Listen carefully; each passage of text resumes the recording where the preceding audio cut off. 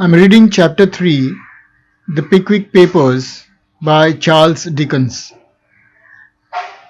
The reason for reading these chapters by every student is because there's a substantial marks which come up in the question paper around 39 plus 8 plus 12 or so. So more than 40 marks will come from these chapters. So it is important to read through these entire chapters because they'll give us a statement and they'll ask us who said this, from which chapter, or what is the name of the author. So this way it will help us get some score in the exams. Also, they may ask us about a particular character or ask our opinion about a particular character. So all of these things will come from the chapter. So it's very important that we read that chapter thoroughly, not just for the sake of reading, but also understand what the chapter is about, the story,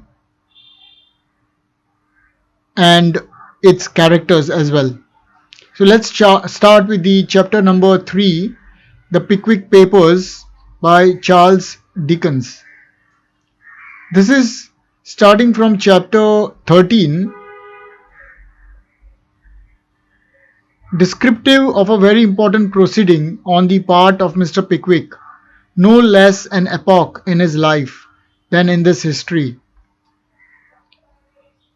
Mr. Pickwick's apartments in Goswell Street, although on a limited scale, were not only of a very neat and comfortable description, but peculiarly adapted for the residence of a man of his genius and observation.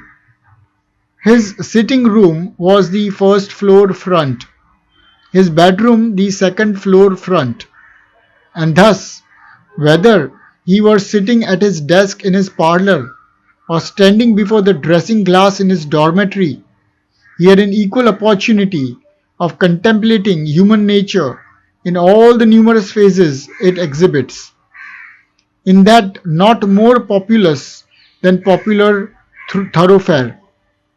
His landlady, Mrs. Bardell, the relict and sole executrix of a deceased custom house officer, was a comely woman of bustling manners and agreeable appearance, with a natural genius for cooking, improved by study and long practice into an exquisite talent. There were no children, no servants, no fowls. The only other inmates of the house were a large man and a small boy. The first a lodger, the second a production of Mrs. Bardell's. The large man was always home precisely at 10 o'clock at night, at which hour he regularly condensed himself into the limits of a dwarfish French bedstead in the back parlour, and the infantine sports and gymnastic exercises of Master Bardell were exclusively confined to the neighbouring pavements and gutters. Cleanliness and quiet reigned throughout the house, and in it Mr. Pickwick's will was law. To anyone acquainted with these points of the domestic economy of the establishment, and conversant with the admirable regulation of Mr. Pickwick's mind, his appearance and behaviour on the morning previous to that which had been fixed upon for the journey to Eatanswill would have been most mysterious and unaccountable.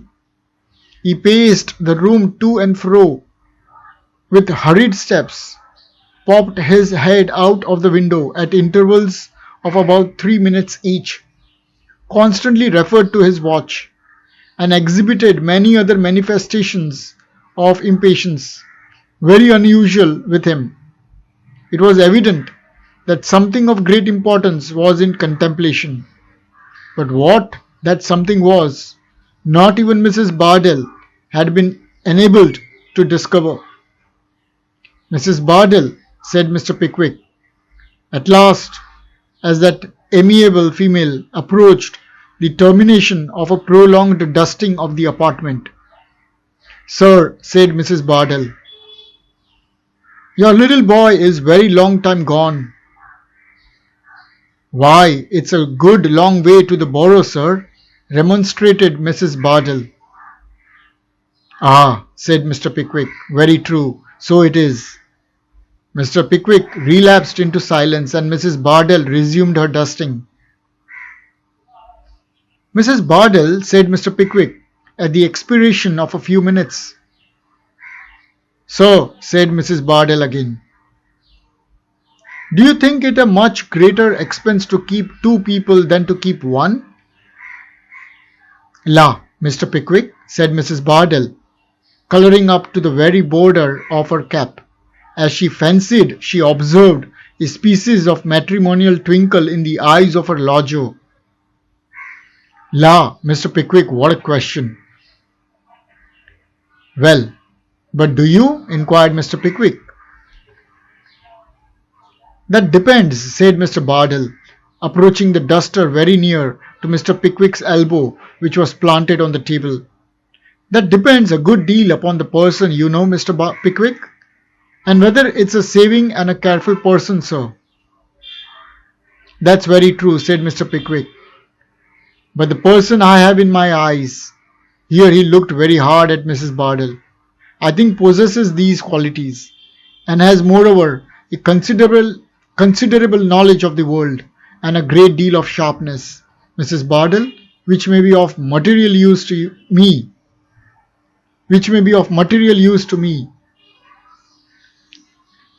La, Mr. Pickwick, said Mrs. Bardell, the crimson rising to her cap border again.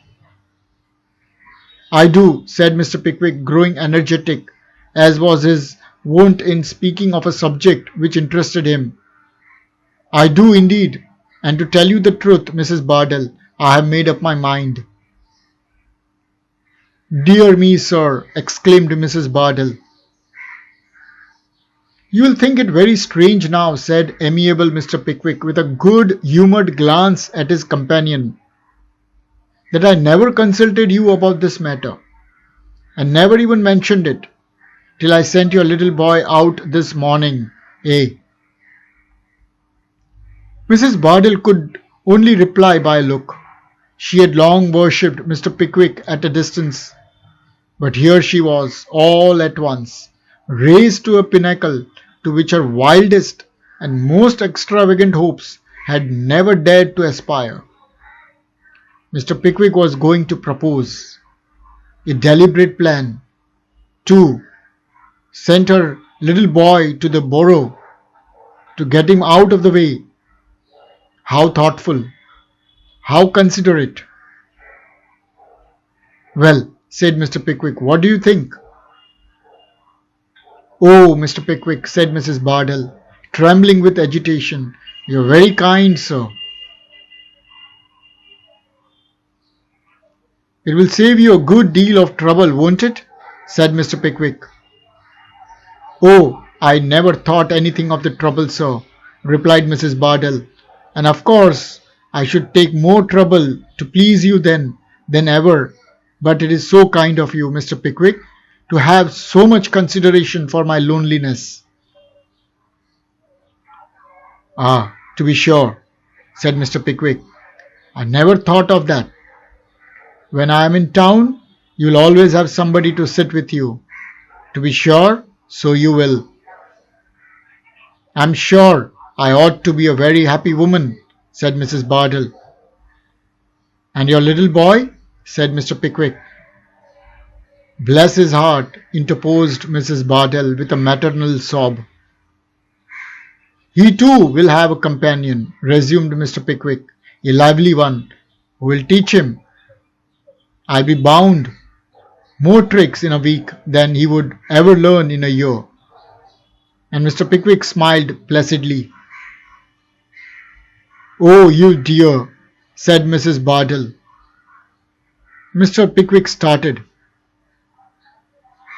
Oh, you kind, good, playful dear, said Mrs. Bardell, and without more ado, she rose from her chair and flung her arms round Mr. Pickwick's neck with a cataract of tears and chorus of sobs. "Bless my soul!" cried astonished Mr. Pickwick. "Mrs. Bardell, my good woman, dear me, what a situation! Pray consider." "Mrs. Bardell, don't, if anybody should come." "Oh, let them come," exclaimed Mrs. Bardell frantically. "I will never leave you, dear, kind, good soul." And with these words, Mrs. Bardell clung the tighter. "Mercy upon me," said Mr. Pickwick, struggling violently. "I hear somebody coming up the stairs." "Don't, don't, there is a good creature. Don't." But entreaty and remonstrance were alike unavailing, for Mrs. Bardell had fainted in Mr. Pickwick's arms, and before he could gain time to deposit her on a chair, Master Bardell entered the room, ushering in Mr. Tupman, Mr. Winkle, and Mr. Snodgrass. Mr. Pickwick was stuck motionless and speechless. He stood with his lovely burden in his arms, gazing vacantly on the countenances of his friends, without the slightest attempt at recognition or explanation. They in their turn stared at him, and Master Bardell in his turn stared at everybody. The astonishment of the Pickwickians was so absorbing, and the perplexity of Mr. Pickwick was so extreme, that they might have remained in exactly the same relative situations until the suspended animation of the lady was restored, had it not been for a most beautiful and touching expression of filial affection on the part of her youthful son.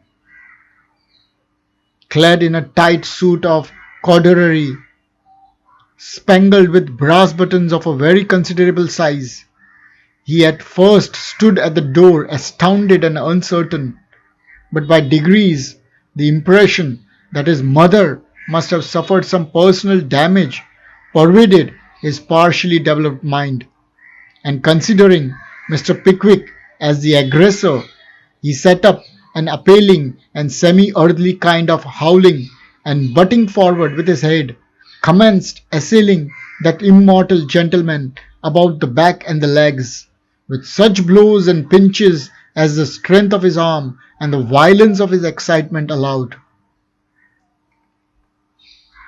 "Take this little villain away," said the agonized Mr. Pickwick. "He is mad." "What is the matter?" said the three tongue-tied Pickwickians.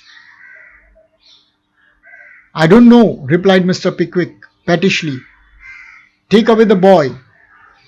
Here Mr. Winkle carried the interesting boy, screaming and struggling, to the further end of the apartment. "Now help me lead this woman downstairs." "Oh, I am better now," said Mrs. Bardell faintly. "Let me lead you downstairs," said the ever-gallant Mr. Tupman.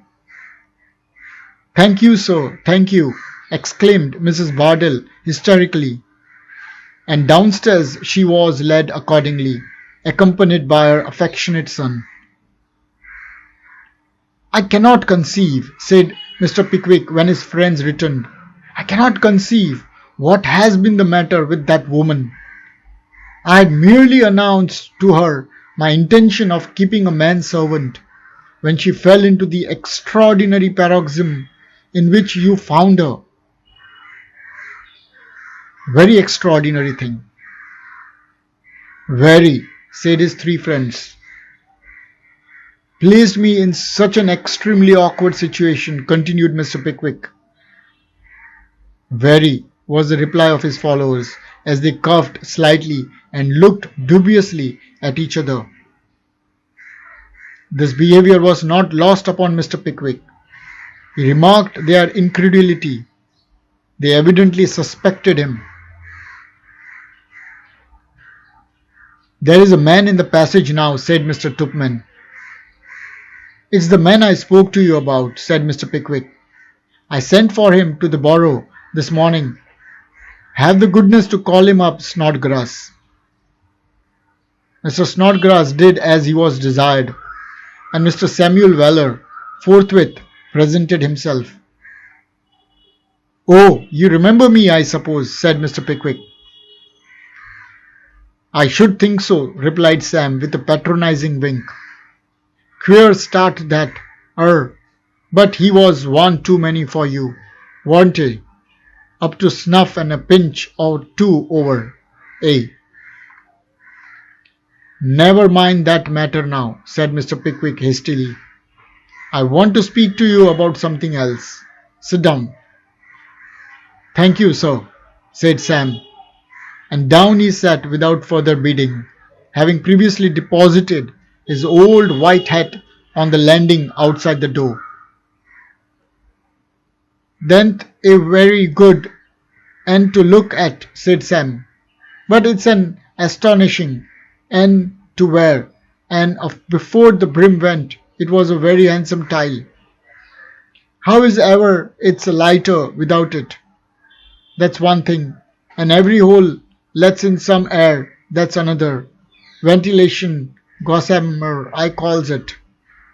On the delivery of this sentiment, Mr. Weller smiled agreeably upon the assembled Pickwickians. "Now with regard to the matter on which I, with the concurrence of these gentlemen, sent for you," said Mr. Pickwick. "That's the pint, sir," interposed Sam.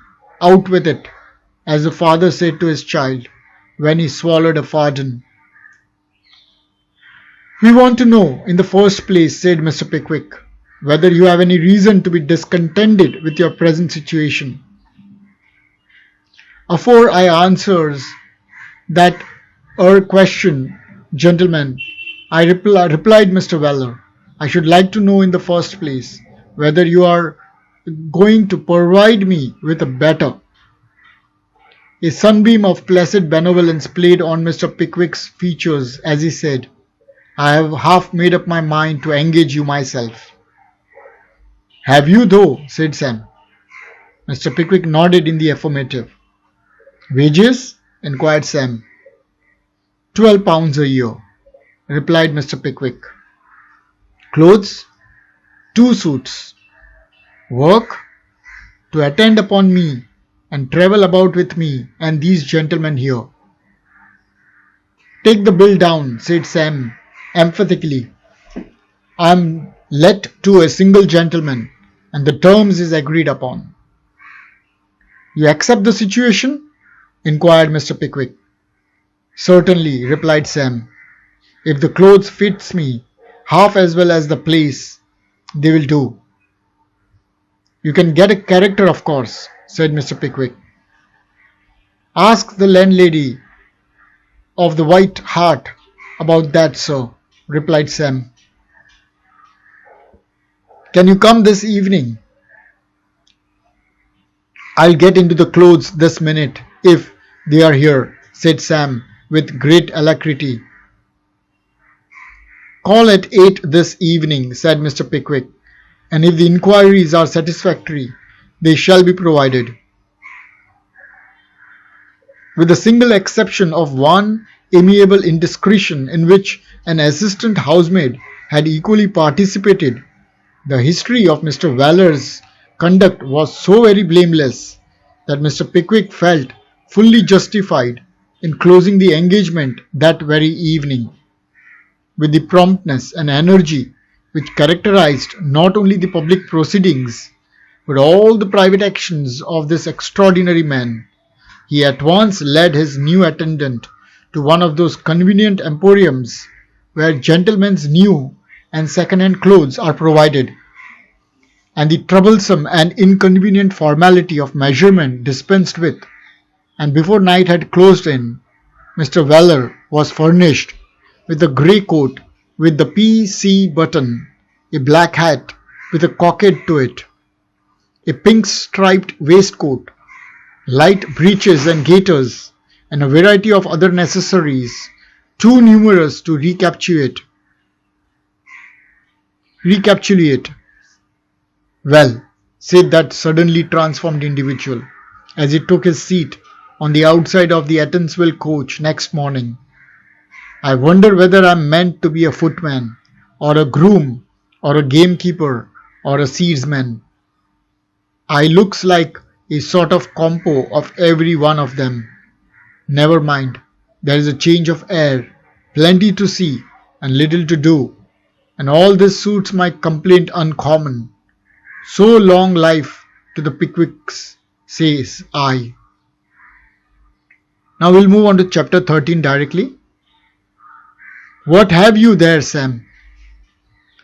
Called at the post office just now and found this here letter, as has laid there for 2 days, replied Mr. Weller. It's sealed with a wafer and directed in round hand. I don't know this hand, said Mr. Pickwick, opening the letter. Mercy on us, what's this? It must be a jest. It can't be true.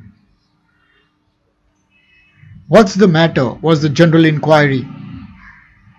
Nobody dead, is there? Said Wardle, alarmed at the horror in Mr. Pickwick's countenance. Mr. Pickwick made no reply, but pushing the letter across the table and desiring Mr. Tupman to read it aloud, fell back in his chair. With a look of vacant astonishment quite alarming to behold, Mr. Tupman, with a trembling voice, read the letter, of which the following is a copy. Freeman's Court, Cornhill, August 28th, 1827. Bardell against Pickwick. Sir, having been instructed by Mrs. Martha Bardell to commence an action against you for a breach of promise of marriage, for which the plaintiff lays her damages at £1,500, we beg to inform you that a writ has been issued against you in this suit in the Court of Common Pleas, and request to know by return of post the name of your attorney in London, who will accept service thereof. We are, sir, your obedient servants, Dodson and Fogg. Mr. Samuel Pickwick. There was something so impressive in the mute astonishment with which each man regarded his neighbour, and every man regarded Mr. Pickwick, that all seemed afraid to speak. The silence was at length broken down by Mr. Tupman. Dodson and Fogg, he repeated mechanically. Bardell and Pickwick, said Mr. Snodgrass, musing. Peace of mind and happiness of confiding females, murmured Mr. Winkle, with an air of abstraction. It's a conspiracy, said Mr. Pickwick, at length recovering the power of speech. A base conspiracy between these two grasping attorneys, Dodson and Fogg. Mrs. Bardell would never do it. She hasn't the heart to do it. She hasn't the case to do it. Ridiculous, ridiculous. Of her heart, said Wardle with a smile, you should certainly be the best judge. I don't wish to discourage you, but I should certainly say that, of her case, Dodson and Fogg are far better judges than any of us can be. It's a vile attempt to extort money, said Mr. Pickwick. I hope it is, said Wardle with a short, dry cough. Whoever heard me address her in any way but that in which a lodger would address his landlady, continued Mr. Pickwick with great vehemence. Whoever saw me with her, not even my friends here. Except on one occasion, said Mr. Tupman. Mr. Pickwick changed colour. Ah, said Mr. Wardle. Well, that's important. There was nothing suspicious then, I suppose.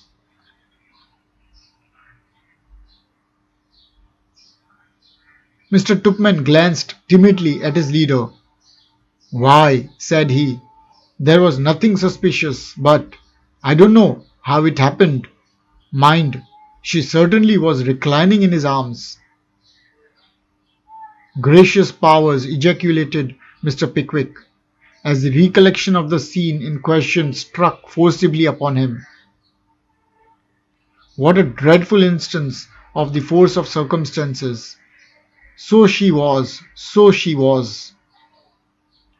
And our friend was soothing her anguish, said Mr. Winkle, rather maliciously. So I was, said Mr. Pickwick. I don't deny it, so I was.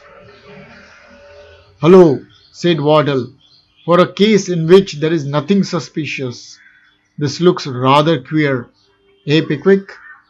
Eh, sly dog, sly dog. And he laughed till the glasses on the sideboard ran again. What a dreadful conjunction of appearances! Exclaimed Mr. Pickwick, resting his chin upon his hands. Winkle, Tupman, I beg your pardon for the observations I made just now. We are all the victims of circumstances, and I the greatest.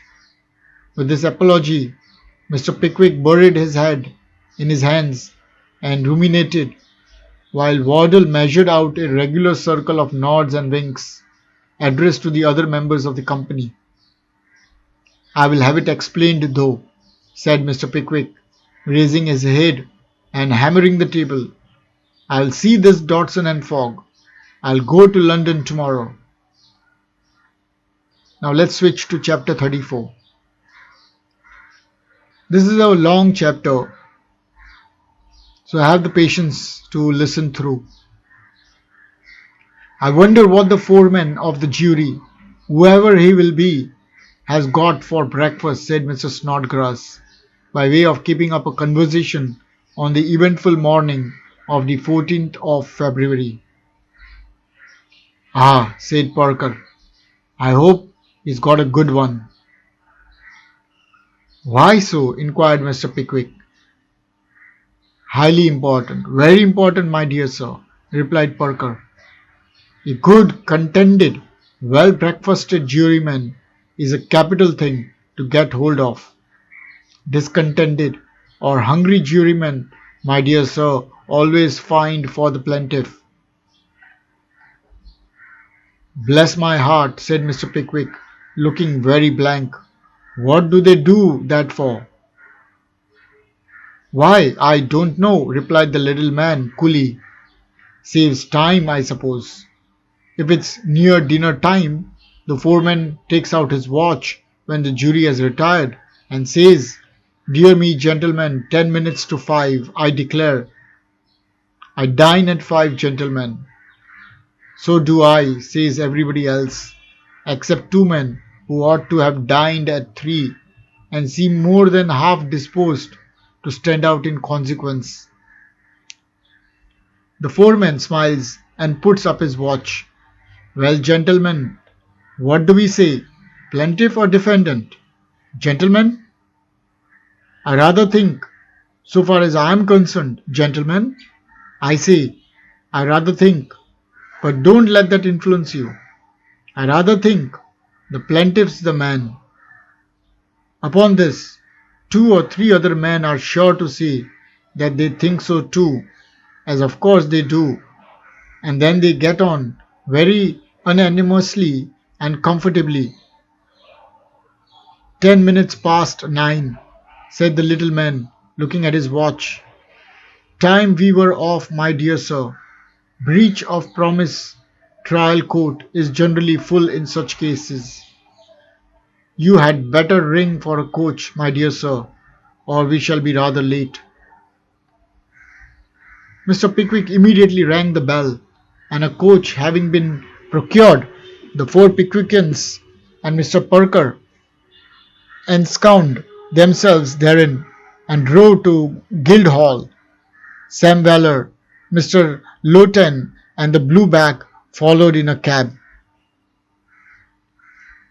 Lowton, said Parker, when they reached the outer hall of the court, put Mr. Pickwick's friends in the students' box. Mr. Pickwick himself had better sit by me. This way, my dear sir, this way. Taking Mr. Pickwick by the coat sleeve, the little man led him to the low seat just beneath the desks of the King's Council, which is constructed for the convenience of attorneys, who from that spot can whisper into the ear of the leading counsel in the case any instructions that may be necessary during the progress of the trial. The occupants of this seat are invisible to the great body of spectators, inasmuch as they sit on a much lower level than either the barristers or the audience, whose seats are raised above the floor.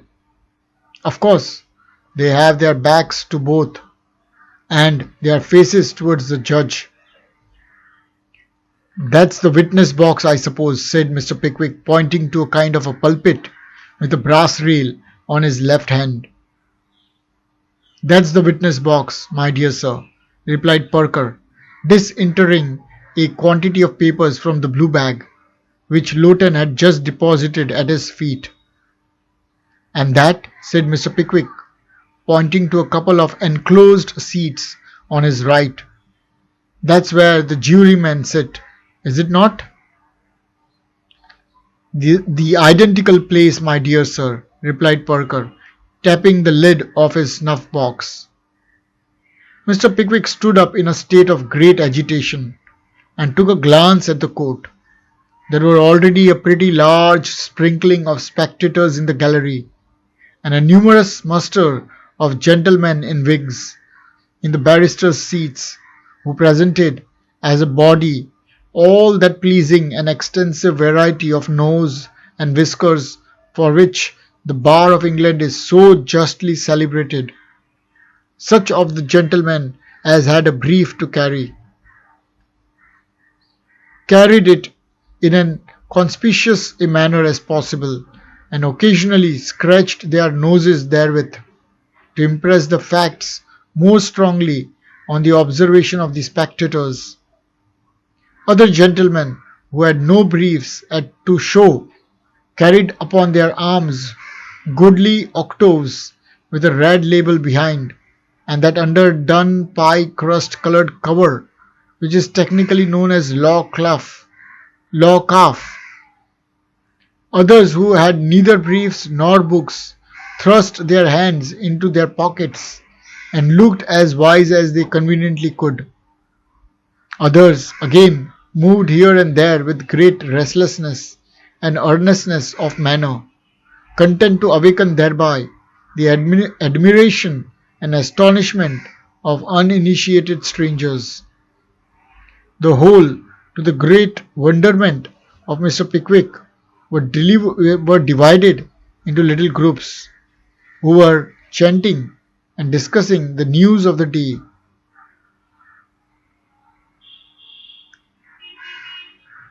In the most unfeeling manner possible, just as if no trial at all were coming on.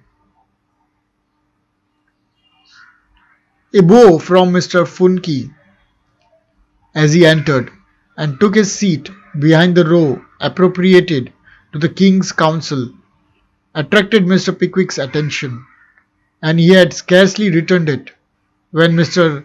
Serjeant Snubbin appeared, followed by Mr. Mallard, who half hid the sergeant behind a large crimson bag, which he placed on his table, and after shaking hands with Perker withdrew. Then there entered 2 or 3 more sergeants, and among them one with a fat body and a red face, who nodded in a friendly manner to Mr. Serjeant Snubbin, and said it was a fine morning. "Who is that red-faced man who said it was a fine morning, and nodded to our counsel?" whispered Mr. Pickwick. "Mr. Serjeant Buzfuz," replied Perker. "He is opposed to us. He leads on the other side. That gentleman behind him is Mr. Skimpin, his junior." Mr. Pickwick was on the point of inquiring, with a great abhorrence of man's cold-blooded villainy, how Mr. Serjeant Buzfuz, who was counsel for the opposite party, dared to presume to tell Mr. Serjeant Snubbin, who was counsel for him, that it was a fine morning, when he was interrupted by a general rising of the barristers and a loud cry of silence from the officers of the court. Looking around, he found that this was caused by the entrance of the judge.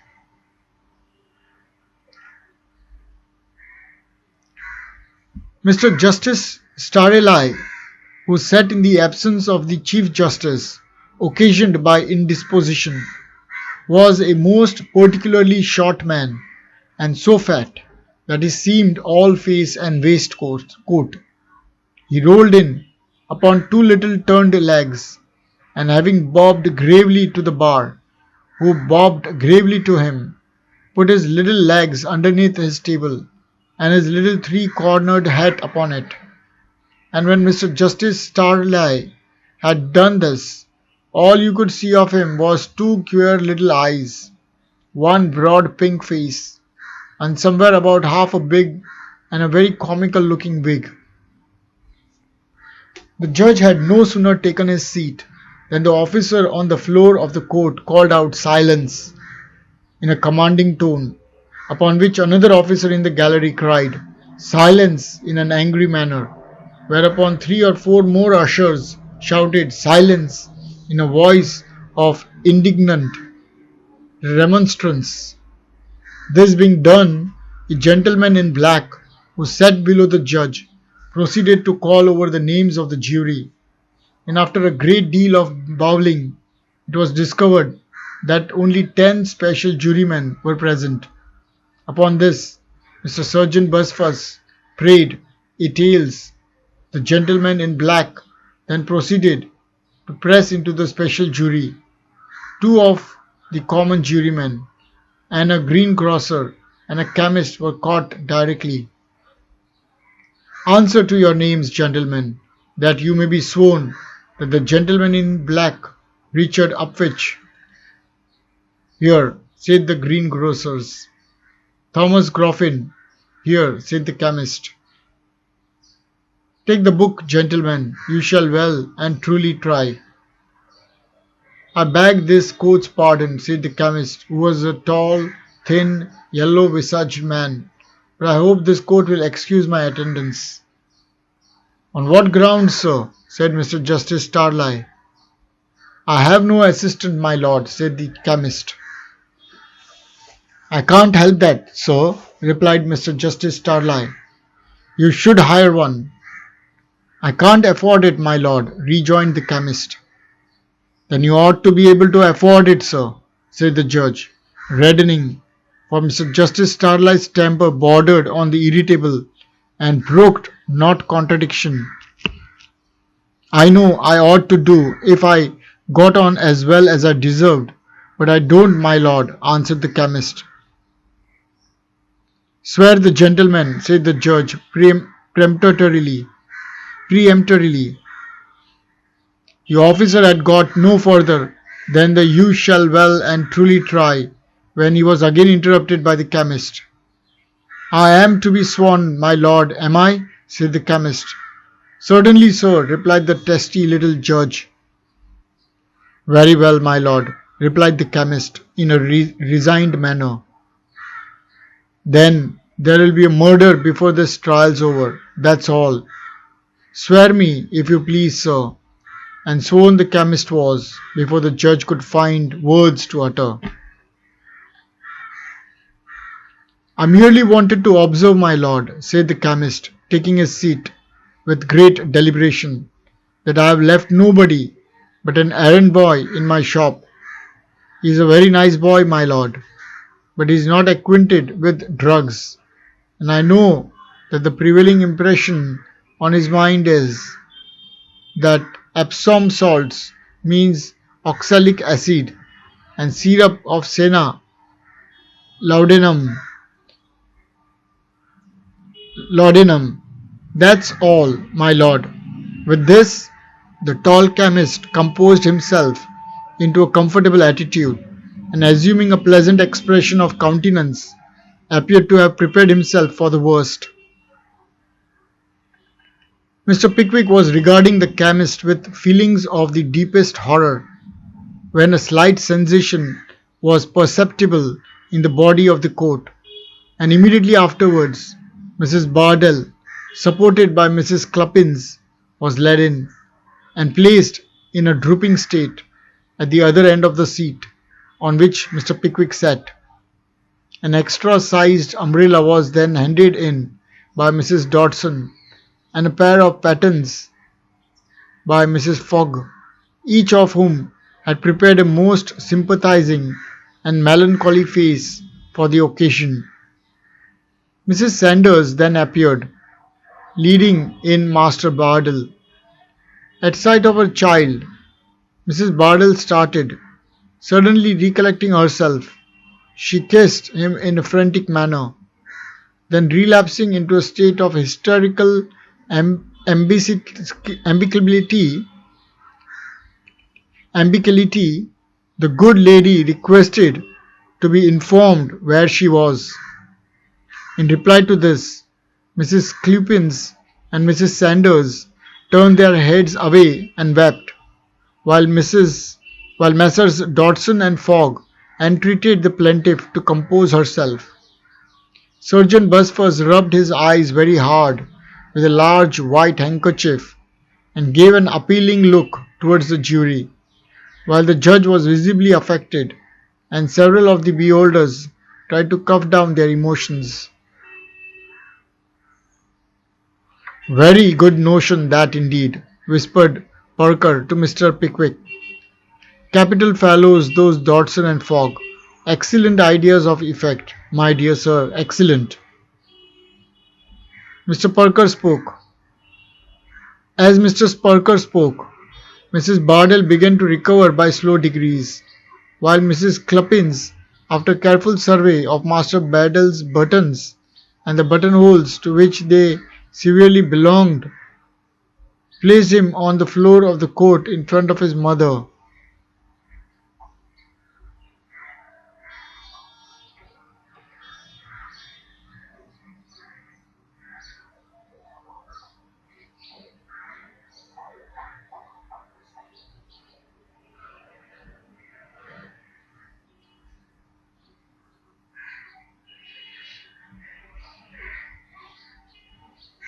This was not done without considerable opposition and many tears on the part of the young gentleman himself, who had certain inward misgivings that the placing him within the full glare of the judge's eye was only a formal prelude to his being immediately ordered away for instant execution and for transportation beyond the seas during the whole term of his natural life at the very least. "Bardell and Pickwick," cried the gentleman in black, calling on the case, which stood first on the list. "I am for the plaintiff, my lord," said Mr. Sergeant Buzfuz. "Who is with you, Brother Buzfuz?" said the judge. Mr. Skimpin bowed, to intimate that he was. "I appear for the defendant, my lord," said Mr. Sergeant Snubbin. "Anybody with you, Brother Snubbin?" inquired the court. "Mr. Funky, my lord," replied Sergeant Snubbin. "Sergeant Buzfuz and Mr. Skimpin for the plaintiff," said the judge, writing down the names in his notebook and reading as he wrote. "For the defendants, Sergeant Snubbin and Mr. Monkey."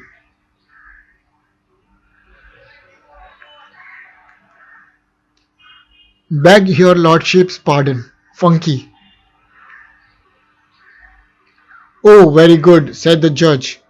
"I never had the pleasure of hearing the gentleman's name before." Here Mr. Funky bowed and smiled, and the judge bowed and smiled too.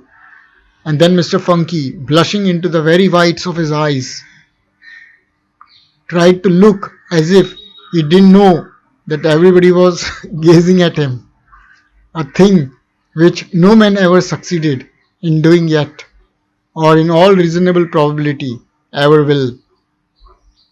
"Go on," said the judge.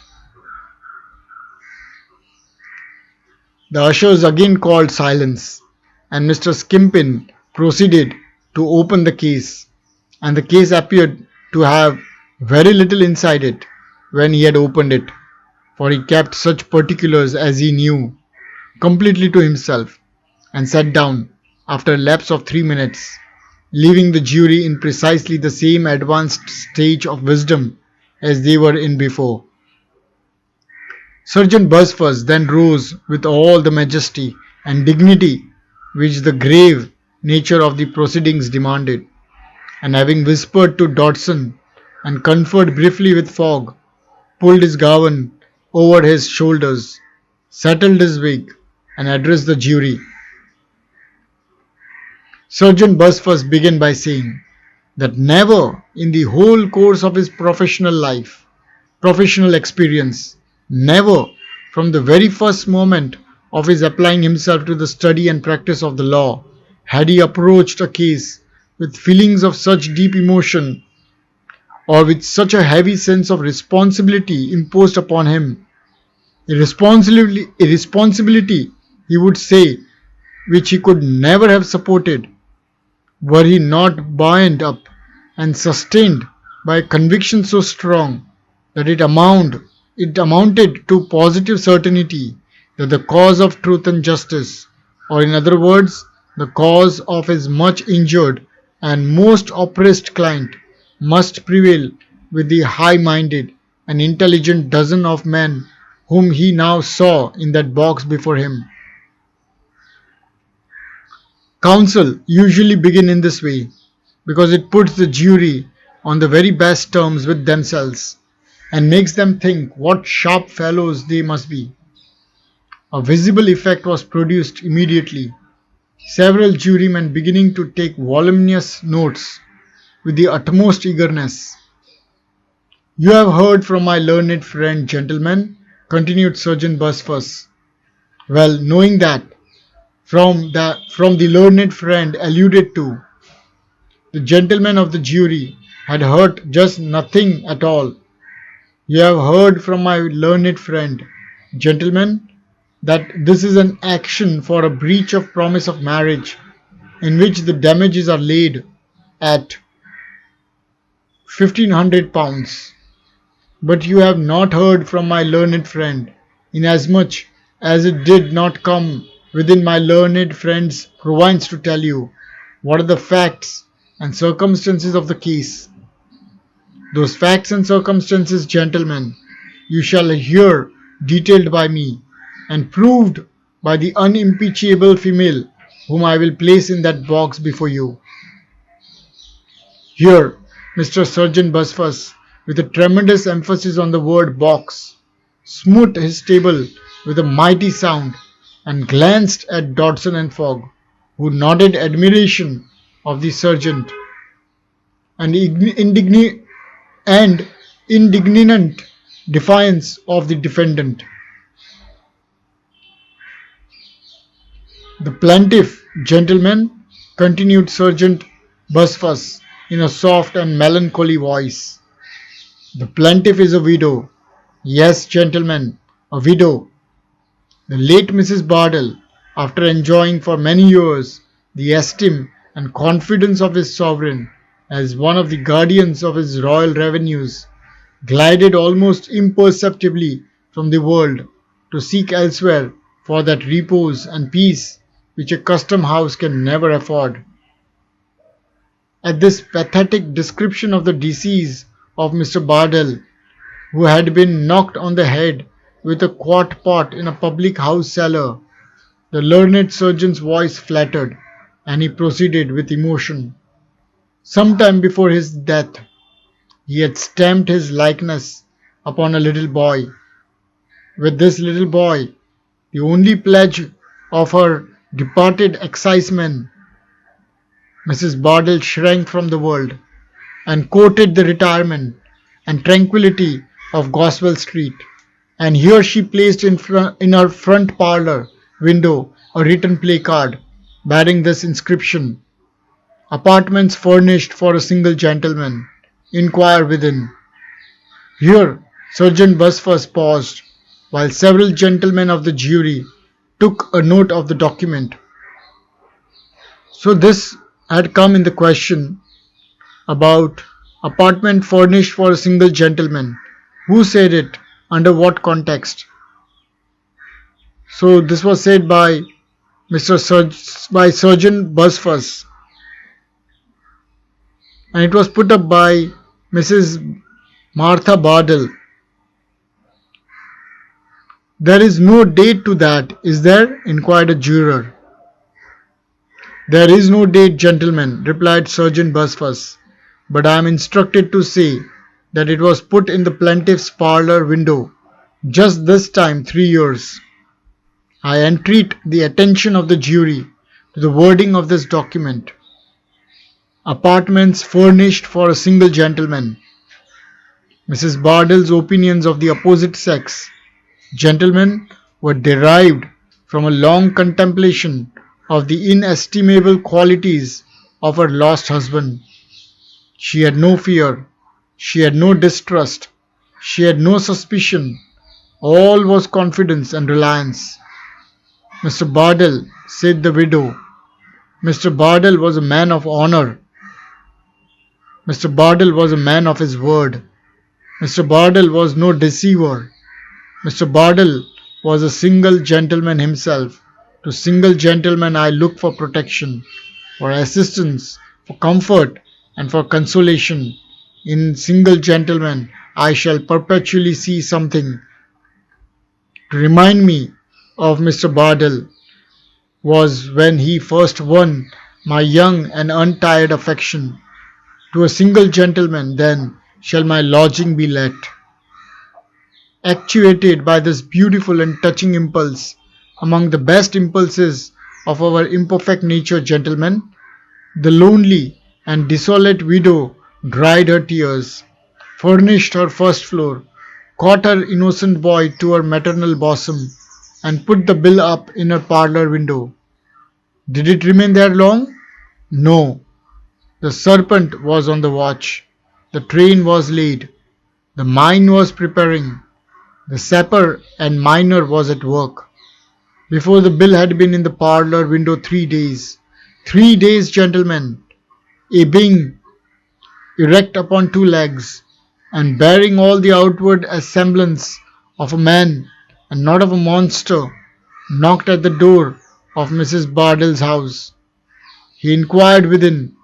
He took the lodgings, and on the very next day he entered into possession of them. This man was Pickwick. Pickwick, the defendant. The way he's portraying Mr. Pickwick as if he's some kind of a monster here. Sergeant Busfuss, who had proceeded with such volubility that his face was perfectly crimson, here paused for breath. The silence awoke Mr. Justice Starligh, who immediately wrote down something with a pen without any ink in it, and looked unusually profound, to impress the jury with the belief that he always thought most deeply with his eyes shut. Sergeant Busfuss proceeded. Of this man Pickwick I will say little.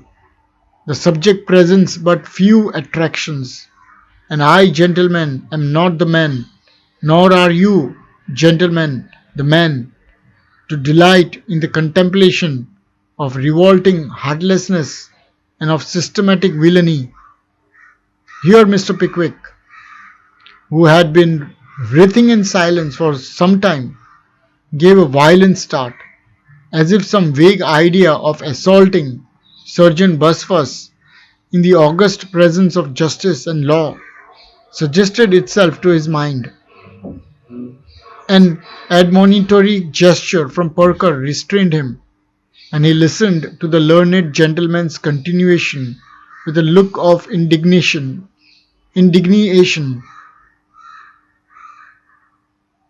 which contrasted forcibly with the admiring faces of Mrs. Cluppins and Mrs. Sanders. I say, systematic villainy, gentlemen, said Sergeant Busfuss, looking through Mr. Pickwick and talking at him. And when I say systematic villainy, let me tell the defendant Pickwick, if he be in court, as I am informed he is, that it would have been more decent in him, more becoming, in better judgment, and in better taste, if he had stopped away. Let me tell him, gentlemen, that any gestures of dissent or disapprobation in which he may indulge in this court will not go down with you, that you will know how to value and how to appreciate them. And let me tell him further, as my lord will tell you, gentlemen, that a counsel, in the discharge of his duty to his client, is neither to be intimidated, nor bullied, nor put down, and that any attempt to do either the one or the other, or the first or the last, will recoil on the head of the attempter, be he plaintiff or be he defendant, be his name Pickwick or Noakes or Stoics or Styles or Brown or Thompson. This little divergence from the subject in hand had, of course, the intended effect of turning all eyes to Mr. Pickwick. Sergeant Buzfuz, having partially recovered from the state of moral elevation into which he had lashed himself, resumed. I shall show you, gentlemen, that for 2 years Pickwick continued to reside constantly and without interruption or intermission at Mrs. Bardell's house. I shall show you that Mrs. Bardell, during the whole of that time, waited on him, attended to his comforts, cooked his meals, looked out his linen for the washerwoman when it went abroad, darned, aired, and prepared it for wear when it came home, and in short, enjoyed his fullest trust and confidence. I shall show you that on many occasions he gave halfpence, and on some occasions even sixpences, to her little boy, and I shall prove to you, by a witness whose testimony it will be impossible for my learned friend to weaken or controvert, that on one occasion he patted the boy on the head, and after inquiring whether he had won any alloy tours or commonies lately, both of which I understand to be a particular species of marbles much prized by the youth of this town, made use of this remarkable expression, "How should you like to have another father?" I shall prove to you, gentlemen, that about a year ago Pickwick suddenly began to absent himself from home during long intervals, as if with the intention of gradually breaking off from my client. But I shall show you also that his resolution was not at that time sufficiently strong, or that his better feelings conquered, if better feelings he has, or that the charms and accomplishments of my client prevailed against his unmanly intentions, by proving to you that on one occasion when he returned from the country, he distinctly and in terms offered her marriage, previously, however, taking special care that there would be no witness to their solemn contract.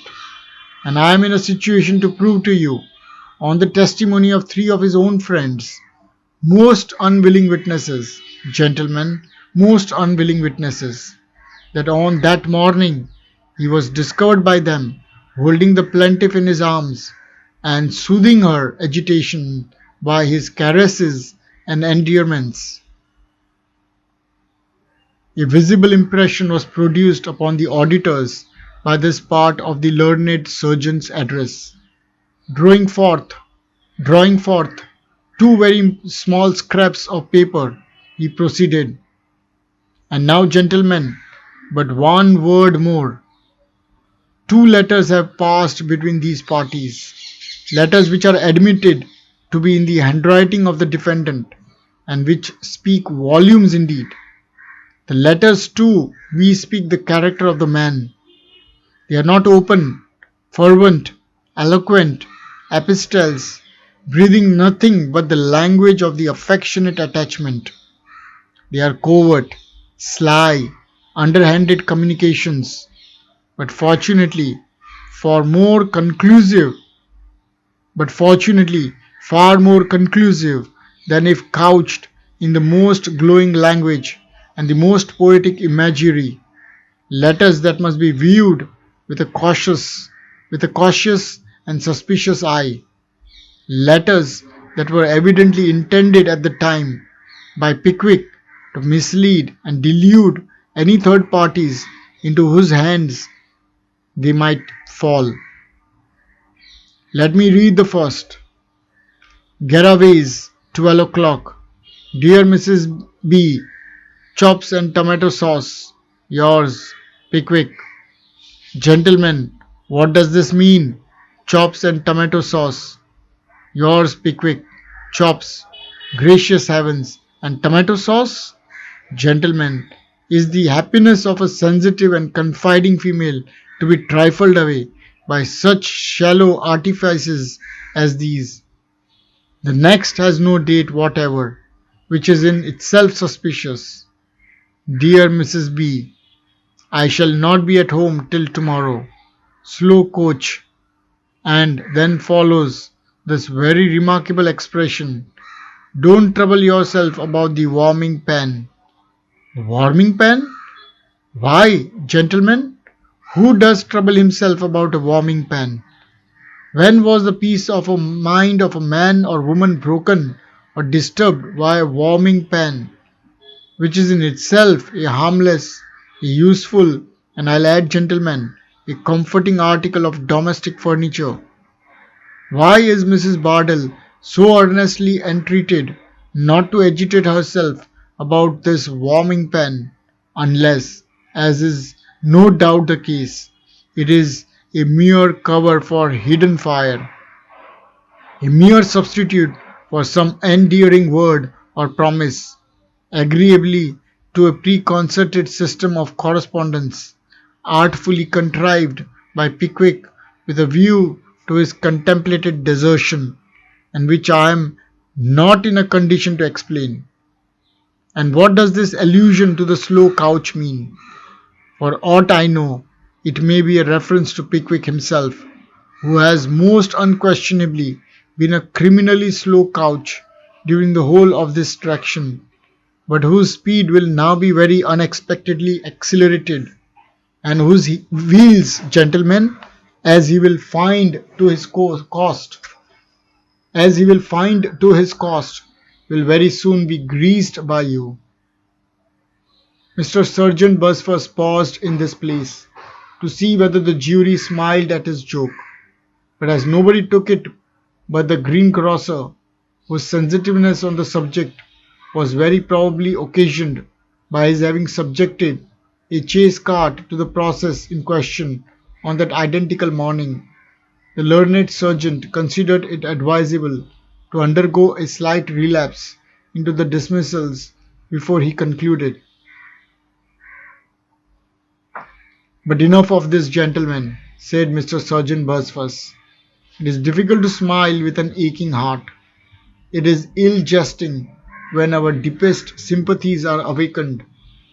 My client's hopes and prospects are ruined, and it is no figure of speech to say that her occupation is gone indeed. The bill is down, but there is no tenant. Eligible single gentlemen pass and repass, but there is no invitation for to inquire within or without. All is gloom and silence in the house. Even the voice of the child is hushed. His infant sports are disregarded when his mother weeps. His alitors and his communies are alike neglected. He forgets the long familiar cry of knuckle down, and at tip cheese or odd and even his hand is out. But Pickwick, gentlemen, Pickwick, the ruthless destroyer of this domestic oasis in the desert of the Goswell Street, Pickwick, who has choked up the well and thrown ashes on the sward, Pickwick, who comes before you today with his heartless tomato sauce and warming pans, Pickwick, still rears his head with unblushing effrontery and gazes without a sigh on the ruin he has made. Damages, gentlemen, heavy damages is the only punishment with which you can visit him, the only recompense you can award to my client, and for those damages she now appeals to an enlightened, a high-minded, a right-feeling, a conscientious, a dispassionate, a sympathizing, a contemplative jury of her civilized countrymen. With his beautiful peroration, Mr. Surgeon Busford sat down, and Mr. Justice Starligh woke up. "Call Elizabeth Clupins," said Surgeon Busford, rising a minute afterwards with renewed vigour. The nearest usher called for Elizabeth Clupins. Another one, at a little distance off, demanded Elizabeth Jupkins, and a third rushed in breathless state into King Street and screamed for Elizabeth Muffins till he was hoarse. Meanwhile, Mrs. Cluppins, with the combined assistance of Mrs. Bardell, Mrs. Sanders, Mr. Dodson, and Mr. Fogg, was hoisted into the witness box, and when she was safely perched on the top step, Mrs. Bardell stood on the bottom one, with a pocket handkerchief and pattens in one hand, and a glass bottle that might hold about a quarter of a pint of smelling salts in the other, ready for any emergency. Mrs. Sanders, whose eyes were intently fixed on the judge's face, planted herself close by, with a large umbrella, keeping her right thumb pressed on the spring with an earnest countenance, as if she were fully prepared to put it up at a moment's notice. "Mrs. Clupins," said Surgeon Busford, "pray compose yourself, ma'am."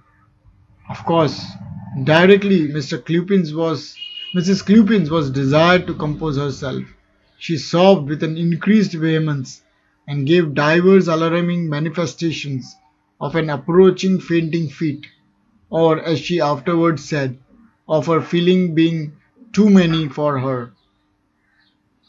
"Do you recollect, Mrs. Clupins," said Surgeon Busford, after a few unimportant questions, "do you recollect being in Mrs.